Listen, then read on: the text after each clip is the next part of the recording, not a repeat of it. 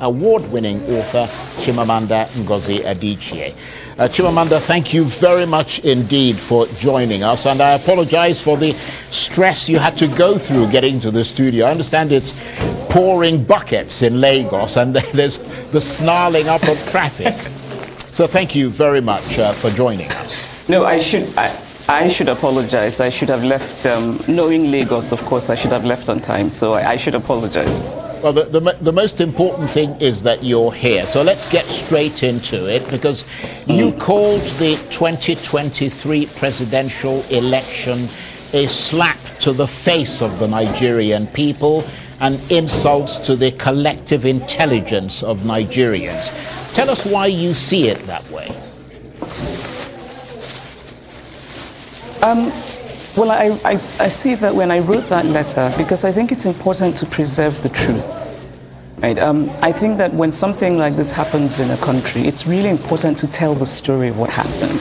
One of my favorite poems has this line. It's by Robert Lowell, and it says, "And yet, why not say what happened?" So I wanted to say what happened. And what happened is that this was an election that was really unforgivably flawed, and there's evidence for that. And I felt it was important to say that.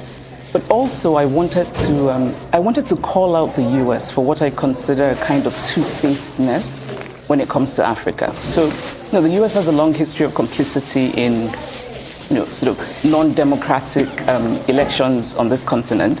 So recently in Congo, 2 or 3 years ago, they endorsed an election that was an absolute sham.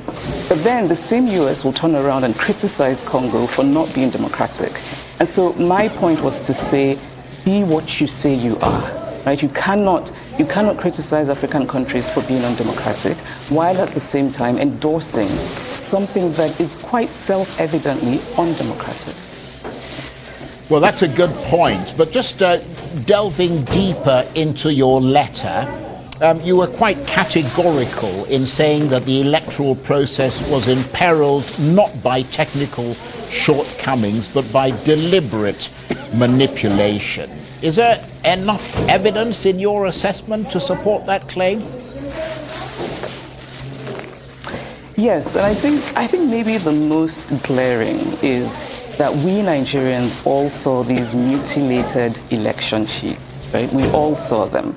We saw polling unit agents talking about how what they had from the polling unit was not what was then announced formally, officially, or uploaded formally, officially.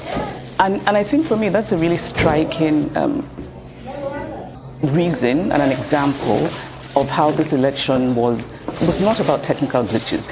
And can we also realize that Nigeria is full of very bright young people in tech? There's no reason for that excuse of technical glitch.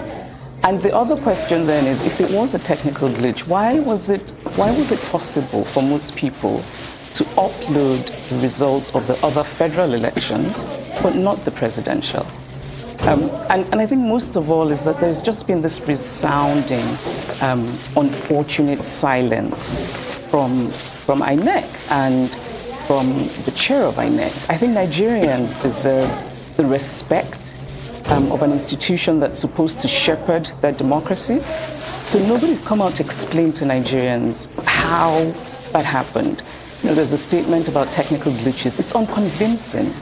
And knowing how much hope and trust that Nigerians invested in this election, knowing that Nigeria is a low-trust society, means, I think, that if people really are sincere and there's really nothing to hide, then you make an extra effort to go out and explain to Nigerians what happened. Yes, that certainly makes a lot of sense to a lot of people. But in reacting to your letter and some of the things that you said in it, the APC have suggested that you were not in Nigeria during the election and you did not vote, and therefore should not make categorical statements about an election you did not witness. What's your reaction to that?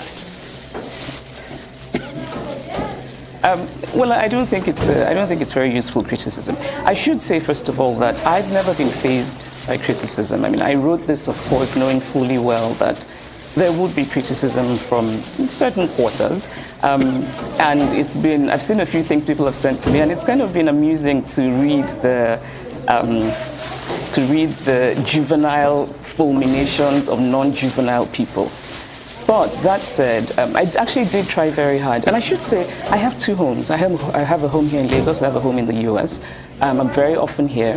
I tried very hard to get my PVC. And the reason I tried very hard is because I had been assured that technology would save us. Right? That it had worked in Oshun, worked in Ekiti, and I think in Anambra, that it would save us. And so I really tried. And we should also talk about how difficult it was to collect PVCs and how that in itself is a form of voter disenfranchisement. And so I had done the first part, but then I couldn't collect my PVC. And so, yes, did not vote.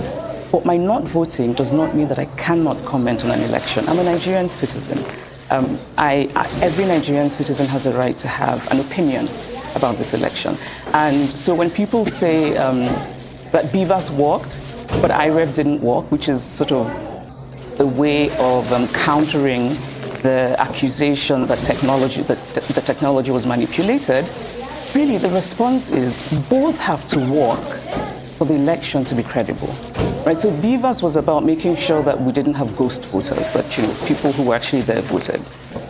But that it defeats the purpose if you then do not upload the results, because those results that you have sort of accredited, that you've made sure that real people voted, but then those real results, we can't see them in real time. We cannot see them as Professor Yakubu Mahmood said. He said, and I'm going to quote because I've read this so many times, that the public will be able to view the polling unit results as soon as elections are finalized on election day. Right? So I think that's a really important thing to talk about and to address with the Nigerian people. The Electoral Act says that INEC, gave INEC the legal backing to have electronic transmission of results, and did say in a format that INEC would decide. Right? And we know that format because the chair of INEC told us what the format would be when he said that these results would be uploaded at the end of voting from the polling unit. And that was not done. And it seems to me strange to sort of deflect from that important issue and talk about how someone, is not in Nigeria and how... those are not the points. The point is what happened. What happened? Well, absolutely, and I suppose that is also the crux, to some extent, of the legal challenges that are ongoing at the moment in court. But in the sort of rather caustic response to that letter that you wrote to Mr. Biden, you mentioned Mahmood Yakubu there. The Tinubu team have suggested that you may face a lawsuit over an allegation contained in your letter that Mr. Tinubu may have compromised the chairman of INEC, Mahmood Yakubu, although you also point out that there is no evidence of the astronomical US dollar amount he is rumored to have received from the president-elect. Are you worried about the possibility of a lawsuit? No, and I'm not worried at all. Again, I think that these are things that try to deflect from what is really important and what is at stake. It would be very useful if people could point out what is untrue in the letter. Right, so I think it's important, we talk about, we all know these stories of people who complained about, how we voted at the polling unit is not what we're seeing reflected in the results. All of those stories, which, yes, they're anecdotes, but I think they give us useful insight into what happened in that election. In a way, it becomes a kind of, all of those anecdotes together become a kind of tidal wave of truth-telling. And I think that the rumors surrounding this election are part of the story of this election. If you leave a gap in information, people will try to fill that gap. It's how human minds work. And again, like I said, our country is such a low-trust society. And we're so desperate to believe in something. And then we believe in this election. It doesn't work out well. And nobody gives us a convincing reason. So, of course, people are going to rumor about, people being compromised. Also, our political landscape is steeped in people being compromised. So I'm not worried about that. I think that any fair-minded person in this country who's honest will acknowledge that these rumors are circulating. I said very clearly there's no evidence for them, but I do think it's important to say in the story of this election that many people are starting to think that what explains what happened is this compromising. Yes, and of course, you supported Peter Obi, the candidate of the Labour Party in that election.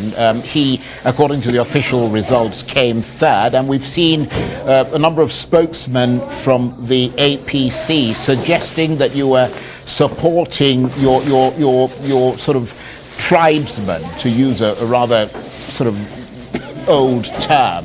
But in that context, what do you make of the polarization of the ethnic divisions that appear to be deepening as a result of this election? Do you see ethnicity as being politicized? If so, how dangerous is that in your assessment? Well, to address the first part, and you're right, tribesman is such an outdated and strange expression, which I think also says something about whoever is using it, right? I think that kind of accusation is a practice of what psychologists call projecting. So you're doing something, but then you accuse someone else of doing it, even though they're not. I did not support Peter Obi because he's Igbo, as I am. I'm a person who does not take positions lightly. And so while I very much admire Peter Obi, respect him, there are many other Igbo men who I admire and respect, and I would never vote for them for president because I just don't think they would make good presidents. And so my support for Peter Obi is actually rooted in real things. It's rooted in my faith in his ability. And actually, I got to know him, I got to know Peter Obi years ago when he came to pay homage to my parents because he had heard that my father was the first professor of statistics in Nigeria and that my mother had retired as the first female registrar of the University of Nigeria. And so this man just sort of arrived and said he wanted to pay homage. And I was very impressed by that because it showed me how much he values education. And then he becomes governor of Anambra State and he takes Anambra State to #1 in education. And I remember being very impressed by the story of how he had given his personal phone number to all of the senior prefects in secondary schools in Anambra, which I think also showed me that he's interested in what ordinary people think, right? You don't just want to hear from the administrators, you want to hear from the students about what's really happening. And his focus on insecurity, he really tackled kidnapping in Anambra. And I also remember that he really sort of clashed with the Anambra elite when he was tackling insecurity and kidnapping. And that showed me that he's quite decisive. He even has a bit of a stubborn streak, he's very focused on things. And so that's really why I support him. So this idea of sort of ethnicity is just really, again, I think it's a way of deflecting. Let's focus on what really matters. It's unfortunate that, and can I just say that I think that it's only one part of the political spectrum that is politicizing ethnicity, and I think it's very unfortunate. I don't think most people in Nigeria really care about ethnicity as much as they care about having a country that works. We want good leadership.